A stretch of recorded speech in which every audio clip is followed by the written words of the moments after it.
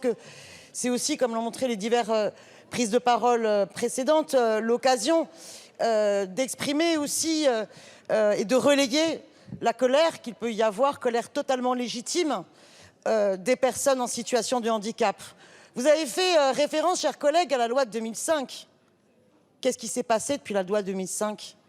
Quand vous savez qu'il y a encore des personnes qui se retrouvent enfermées 2 ans chez elles parce qu'elles sont en fauteuil roulant et que le logement social n'est pas adapté, et que les lois Elan ont détricoté ces exigences, que l'État garantisse le droit à une vie digne.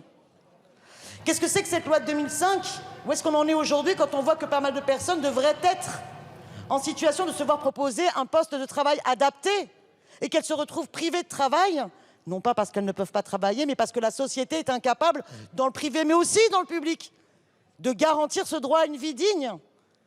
Moi, j'entends cette colère-là et j'aimerais bien, ça ne sera pas l'objet de cette loi, mais que la politique gouvernementale change enfin et que les logiques d'austérité ou les logiques de profit cessent de l'emporter sur la vie digne.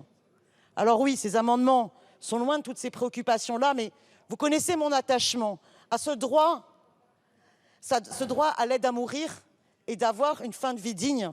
Je voulais néanmoins, par cette intervention, rappeler la nécessité que nos politiques enfin changent pour qu'il y ait aussi un accompagnement à toute une vie digne, quelle que soit sa situation, handicap ou pas handicap, de façon universelle.